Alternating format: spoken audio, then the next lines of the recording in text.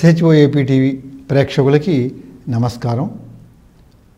ఈనాడు వక్త ఎలా ఉండాలి అనే విషయాలని గురించి తెలియజేస్తాం. సభలలో వక్తలు రకరకాలుగా సంభాషణ చేస్తూ ఉంటారు.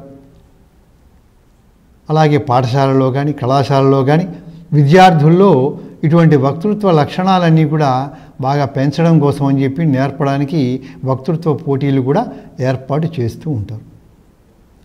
అయితే వక్త ఎలా ఉండాలి అనే విషయాల్ని మన ప్రాచీన కావ్యాలు చాలా విపులంగా చర్చించినాయి అన్నమాట. ముందు వక్తకి ఏంటంటే సభతో కొంత పరిచయం ఉండాలి, ధైర్యస్థైర్యాలు ఉండాలి. అంటే ఏమొకరు చెప్పదలుచుకున్న విషయాన్ని స్పష్టంగా చెప్పగలిగిన స్తోమతే ఉండాలి. ధైర్యం అంటే ఇంకేదో ధైర్యం అదంతా కాదు. చక్కగా నిర్భయంగా చెప్పదలుచుకున్న విషయాన్ని చెప్పగలిగినటువంటి స్తోమత ఉండాలి. తరువాత ఏంటంటే చక్కని భాష కూడా ఉండాలి. చక్కని భాషాజ్ఞానం, వాక్య నిర్మాణము, మంచి మంచి పదాలు అవన్నీ కూడా రావాలి.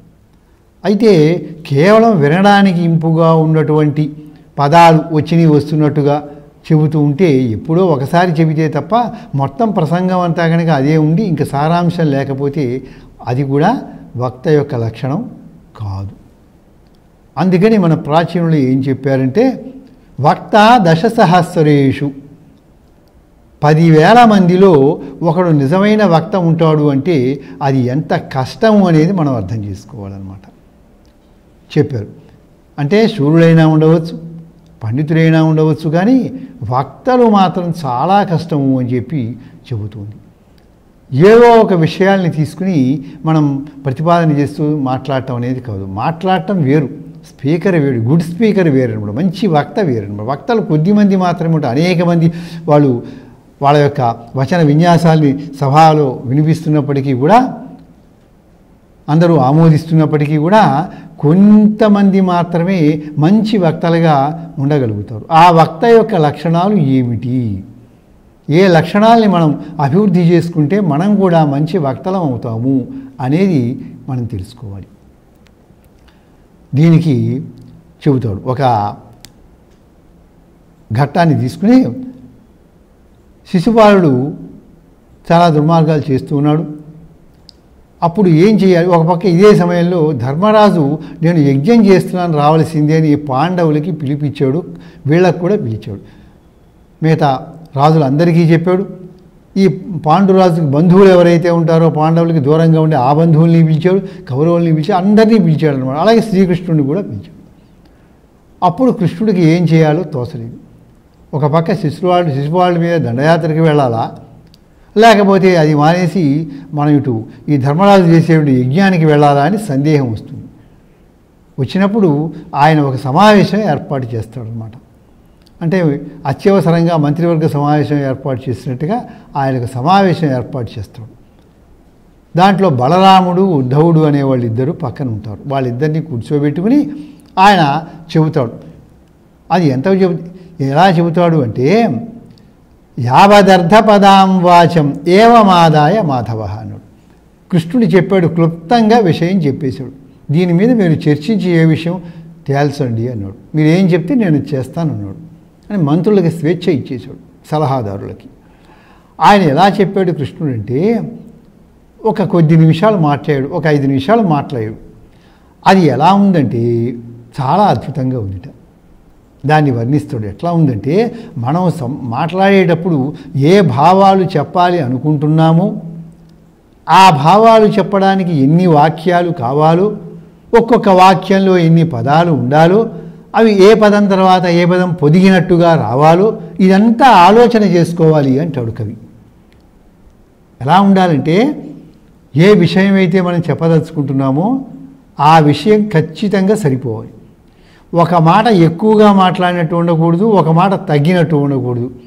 మహాకవులు శ్లోకం రాస్తే ఇంకొక పదం చేరిస్తే బాగుండేది అని అనిపించదు మనకి. పోనీ ఈ శ్లోకంలోనూ పద్యంలోనూ ఒక పదం తీసేస్తే ఎలా ఉంటుంది అంటే అది కూడా కుదరదు. ఖచ్చితంగా ఎన్ని పదాలు ఉండాలో, వాక్యాలు ఉండాలో అన్నీ ఉంటాయి దాంట్లో. అంటే ఆ భావం ఎంత ఉంటుందో భావానికి తగినట్టు తూకం తూచినట్టుగా ఆ పదాలు కానీ వాక్యాలు కానీ ఉండాలి. ఆ విషయం అయిపోతే క్లియర్గా వచ్చేయాలి విషయం. ఇంకా ఇంకొక వాక్యం చేర్చాలి అనిపించకూడదు, అరే ఒకటి తగ్గిస్తే బాగుండేది, అనవసరంగా ఆ పదం వచ్చింది అని కూడా అనుకోకూడదు వినేటువంటి వాళ్ళు.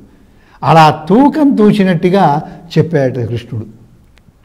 తాను చెప్పదలుచుకునే విషయం ఏమిటి, దాంట్లో భావములు ఏమిటి, అవి చెప్పడానికి ఎన్ని వాక్యాలు అవసరం ఉంటాయి, వాక్యానికి ఎన్ని పదాలు ఉండాలి, ఏ ఏ పదాలు అక్కడ సూటబుల్గా ఉంటాయి, తగి ఉంటాయి, అర్హతగా ఉంటాయి, సమంజసంగా ఉంటాయి అనేవన్నీ ఆలోచించుకుని క్లుప్తంగా చెప్పాడట. అది వింటే ఇక వేరే చెప్పాల్సిన అవసరం ఏది లేదు, అలా చెప్పాడనమాట. అంటే వక్త ఇలా ఉండాలి అని మనకి తెలియజేస్తున్నాడు. కవి పాత్రల ద్వారా మనకి మంచి విషయాల్ని తెలియజేస్తాడు అనమాట. అది ఒకటి. తరువాత సరే బలరాముడు ఏదో చెప్పాడు, చాలాసేపు అయిపోయింది. తర్వాత ఉద్ధవుడి వంక చూశాడు, నువ్వేం సలహా ఇస్తావని. అప్పుడు ఉద్ధవుడు లేచాడు. లేచి ఆయన చెప్పిన ప్రసంగంలో వక్తకి ఉండే లక్షణాల గురించి ఆయన చెబుతాడు. అంటే బలరాముడిని దృష్టిలో పెట్టుకుని ఈయన చెబుతున్నాడు ఉద్ధవుడు అనమాట. భారతీ మాహితభరాం అథానుద్ధత ముద్ధవ అని చెబుతాడు అనమాట. అంటే వాక్కు భారతి ఏంటి, ఆయన వాక్కు ఎలా ఉండాలి అంటే ఒక ప్రవచనం ఎలా ఉండాలి ఉపన్యాసము అంటే ఆయన చెబుతున్నాడు అనమాట. ఎలా ఉండాలంటే భారతి అంటే వాక్కు ఎలా ఉండాలంటే ఆహిత భరాం అని ఒక పదం వేశాడండి అక్కడ. అంటే దాంట్లో విషయములు సమగ్రంగా ఉండాలి. కొంచెం చెప్పినప్పటికీ కూడా ఎక్కువ విషయాన్ని మనం శ్రోతలకి అందించే విధంగా ఉండాలి. ఎంతో చెప్పి దాంట్లో సారాంశం ఏమీ లేక చివరికి చెప్పేది ఇదా అనిపించకుండా తక్కువ చెప్పినప్పటికీ కూడా దాంట్లో చెప్పదలుచుకున్న విషయాలు చాలా ఉండాలన్నమాట, పుంఖానుపుంఖంగా అలా ఉండాలట. తర్వాత అనుద్ధతం ఇంకొక విశేషణం కూడా వేస్తాడు. భక్త లేవగానే ఒకసారి గంభీరంగా లేచి నించుని అంతా అటు ఇటు ప్రచారం చేసుకుంటూ వచ్చేసి గందరగోళం చేసేసి అవన్నీ చెయ్యక్కర్లా. ఆర్భాటం అంతా అక్కర్లేదు. ఉద్ధతం అంటే ఆర్భాటం ఏం అక్కర్లేదు. చెప్పదలుచుకున్న విషయాన్ని సూటిగా చక్కగా చెబితే వక్తే అవుతాడు. అంతే, దానికి ఎటువంటి ఆర్భాటాలు అక్కర్లేదు. బాగా చెబితే మనం కండువాలు వేసుకుంటే బాగా చెప్తామను, లేకపోతే ఇంకోటి ఉంటుందను అలా ఏమీ అక్కర్లేదు ఆడంబరాలు. ఎటువంటి ఆడంబరములు లేకుండా, ఎటువంటి ఆర్భాటములు లేకుండా కూడా చెప్పాలి చెప్పదలుచుకున్న విషయాన్ని. అది ఒకటి. తథ్యాం ఇంకొకటి కూడా చెప్పాడు. తథ్యాం అంటే యథార్థ విషయములు చెప్పాలి. వేదశాస్త్ర పురాణాదుల్లో కానీ సైన్సులో కానీ ఎక్కడైనా సరే ఏ గ్రంథాల్లో అయినా కానీ ఉన్న విషయం ఏమిటో అది మనం పాఠకులకి చక్కగా విడమరిచి చెప్పగలగాలి. అంతేగాని అసత్యము చెప్పకూడదు. ఒక్కొక్కడు వచ్చి చాలాసేపు సంభాషణ చేస్తారు, బాగా మాట్లాడతారు, అయితే అది సత్యం కాకపోవచ్చు, వారు చెప్పింది సత్యం కాకపోవచ్చు కదా. అలా ఉండకూడదు అంటాడు. సత్యమే చెప్పాలి, యథార్థ విషయము చెప్పాలి, అది ఈ రకంగా ఉండాలి అంటాడు. అక్కడ లక్షణం చెప్పాడు. ఇంకొకటి కూడా చెప్పాడనమాట. ఏం చెప్పాడంటే అనల్ప గుణకల్పితాం శ్లక్షణయా వాచ అని చెబుతాడనమాట. అంటే చూడండి, ఒక విషయం తీసుకున్న తర్వాత వక్త దాన్ని క్రమక్రమంగా ముందు ప్రారంభం చేసుకుంటూ వచ్చి దాన్ని మెల్లిగా పెంచుకుంటూ వచ్చి ఇతర విషయాలు కూర్చుకుంటూ వచ్చి హైలైట్కి తీసుకురావాలి. కథల్లో కూడా అంతే, నాటకాల్లో కూడా ముందు సాధారణంగా కథ ప్రారంభమవుతూ ఉంటుంది, మధ్యలో వస్తూ ఉంటాయి, సగం నుంచి మనకి ఉత్కంఠ కలుగుతూ ఉంటుందన్నమాట చూసేటువంటి వాళ్ళకి. అలా పెరుగుతూ వచ్చి వచ్చి వచ్చి ఏం చేస్తారంటే క్లైమాక్స్కి తీసుకెళ్తారు, చిట్ట చివరికి అక్కడికి క్లైమాక్స్ ఉంటుంది. అలా చెప్పేటటువంటి వక్త కూడా ఏం చేయాలి అంటే ముందు సాధారణ రీతిలో ప్రారంభం చేసి వింటున్న కొద్దీ ఇంకా వినాలి వినాలి అనేటువంటి తహతహ వాళ్ళకి కలిగేటట్టుగా చేసుకుంటూ వచ్చి విషయాలు అనేకాలు ప్రతిపాదన చేసుకుంటూ రావాలి. దీనికి ఒక ఉదాహరణ చెబుతాడు. వస్త్రం నేసేటప్పుడు నేత పనివాళ్ళు ఏం చేస్తారంటే ముందు నిలువుగాను అడ్డంగాను దారపోగులన్నీ కూడా పేరుస్తారు. పేర్చి ఒక కండెం తీసుకుని దాంతో ప్రతిరోజు కూడా వాటిని సక్రమంగా సర్దుతూ ఉండి నిలువుగా దారాలు వేస్తూ మళ్ళీ అడ్డంగా దారాలు వేస్తూ చేస్తూ ఉంటారనమాట. అలా మనం రోజు వెళ్ళేటప్పుడు చూస్తూ ఉంటే అలా చేస్తూ ఉంటారు. ఒక వస్త్రం చాలా రోజులు పడుతూ ఉంటుంది, చేస్తారనమాట. మనం చూస్తున్నప్పుడు మొదట్లో ఏమనిపిస్తుందంటే ఏముందండి, ఏమో నిలువుగా అడ్డంగా దారాలు పెట్టారు, మధ్యలో చాలా రంధ్రాలు ఉన్నాయి, వీటితోటి వస్త్రం చేయటం అనేది ఎట్లా అవుతుంది అని అనిపిస్తుంది. రోజులు గడుస్తూ మనం చూస్తూ ఉన్న కొద్దీ అవన్నీ దగ్గరగా వచ్చేసి ఒకదాంతో ఒకటి పెనవేసుకుపోయి విడదయ్యరాని బంధంగా అయిపోయి ఒక వస్త్రంలాగా తయారైపోతూ ఉంటాయి. వస్త్రం తయారీ చిట్ట చివరి రోజుకు వచ్చి చూసేసరికి ఎక్కడా కూడా రంధ్రం లేకుండా చక్కగా చిక్కగా అందమైనటువంటి వస్త్రం తయారు చేసి వాళ్ళు ఇస్తారు మనకి. అది చూస్తూ ఉండగానే దారాలన్నీ ఎలా అయిపోయినాయి, అలా ఉండాలంటాడు. అందుకని మొదట్లో విషయములన్నీ కూడా విడివిడిగా ఉంటున్నప్పటికీ అవన్నీ కూడా ఒక భావాన్ని పొందుతూ ఒకదాంతో ఒకటి పనివేసుకుంటూ ఇక్కడ ఈ రెండు కలుస్తూ అక్కడ ఆ రెండు విషయాలు కలుస్తూ ఈ నాలుగు ఇంకో దాంతో కలుస్తూ అలా కలిసిపోతూ అనేకమైన విషయాలు వచ్చేసి ఇవన్నీ కూడా ఒక ప్రధానమైన విషయాన్ని సమర్థిస్తూ ఒక చక్కని వస్త్రంలాగా తయారు కావాలి. అప్పుడు చూస్తే ఎక్కడ రంధ్రాలు ఉండవు ఆ వస్త్రంలో పూర్తి అయిన తర్వాత. అలాగే మొదటలో ప్రారంభం చేసినప్పుడు దాంట్లో అన్నీ కూడా మనకి లూప్ హోల్స్ ఉన్నట్టుగా ఒకదాని పొందిక లేనట్టుగా విషయములు విడివిడిగా ఉన్నాయి, స్కాటర్డ్గా ఉన్నాయి అనిపిస్తుంది. కానీ ఆయన చెప్పిన విషయాలన్నీ కూడా చూసుకుంటూ వెళ్తూ ఉన్న కొద్దీ ఒకదానితో ఒకటి పెనవేసుకుంటూ వచ్చి అన్నీ ఒకే అర్థాన్ని ప్రతిపాదిస్తాయి. మనం ఏం చెప్పదలుచుకుంటున్నామో దాన్ని మనం చెప్పిన అన్ని వాక్యములు అన్ని పదాలు కూడా సమర్థిస్తూ ఉండాలి. తర్వాత ప్రతిపక్ష భావాలు లేకుండా చెప్పేటప్పుడు ఆర్గ్యుమెంట్స్ చేయకూడదు. ఎందుకంటే వాదిస్తూ చెప్పడం అంటే అది ఒక పద్ధతి, ఆర్గ్యుమెంటేటివ్ స్పీకర్ అంటారు. ఇక్కడ స్పీకర్ యొక్క లక్షణం ఏంటంటే విషయాలు చక్కగా అందముగా అర్థమయ్యేట్టు చెప్పడమే, సొగసుగా చెప్పడం అంట, చెవులకి ఇంపుగా చెప్పగలగటం, యథార్థం ఉండాలి దాంట్లో. అందుకే ప్రియం హి మనోహారిచ దుర్లభం వచ అంటాడు. అంటే ఏంటి, మనకి మేలు చేయాలి, మనస్సుకి ఆహ్లాదాన్ని కలిగించాలి, హితం మనోహారిచ దుర్లభం వచ, మనకి క్షేమము కలిగించాలి, మనస్సునే రంజింపజేయాలి. అంటే చాలా కష్టం. ఒక కషాయం తీసుకొచ్చి ఇస్తారనుకోండి, లేదా చేదుగా ఉండే బిళ్ళ ఇస్తారు, ఇంజెక్షన్ తీసుకుంటారు, అది మనకి బాధగా ఉంటుంది, కానీ మేలు కలిగిస్తుంది. మనకి మేలు కలిగించేవి కూడా ఉంటాయి. మంచి మంచి పదార్థాలన్నీ తింటూ ఉంటే అతిగా మనం తినేటప్పుడు బాగానే ఉంటుంది, తర్వాత హాని కలుగుతుంది. అలా కాకుండా అవి ఎలా ఉండాలి అంటే మనకి క్షేమాన్ని కలిగించేవిగా ఉండాలి, మనస్సుని రంజింపజేసేవిగా కూడా ఉండాలి. అలాంటి మాటలు చాలా కష్టము అని చెప్పి భారవి అనే మహాకవి మనకి చెబుతున్నాడు అన్నమాట. కనుక ఎలా ఉండాలి మాటలు, మనకి వినడానికి ఇంపుగా ఉండాలి, మనకి క్షేమాన్ని కలిగించేటిగా ఉండాలి, మార్గదర్శనం చేసే విధంగా ఉండాలి వక్త యొక్క లక్షణం. అంతేగాని ఇక్కడ ప్రతిపక్షుల యొక్క సిద్ధాంతాలని చెప్పి ఖండించడం ప్రధానం కాదు, దానికి వేరే చర్చలు ఉంటాయి. ఇక్కడ విషయం ప్రతిపాదన చేయటం అనమాట. అది పాఠకులకి వదిలేస్తాం, శ్రోతలకి కానీ మీ ఇష్టం అంటాడు. ఒక రచనలో ఏం చేస్తాడంటే కావ్యం రాసి తన అభిప్రాయాలు చెప్పి మీ ఇష్టం అంటాడు. మీరు ఏకీభవించవచ్చు, ఏకీభవించకపోవచ్చు, అది మీ ఇష్టం అంటాడు అనమాట. అట్లా ఉండాలి అని చెప్పి చెబుతాడనమాట. కనుక అలాగే భారవి ఇంకో చోట చెబుతాడు, ససౌష్ఠవౌదార్య విశేషశాలిని, ఒక చక్కని విశేషణం వేస్తాడు. ఎలా వేస్తాడంటే చెప్పే విషయాలలో సౌష్ఠవం ఉండాలి, అంటే గట్టి విషయాలు, ప్రామాణికమైనటువంటి విషయాలన్నీ ఉండాలి.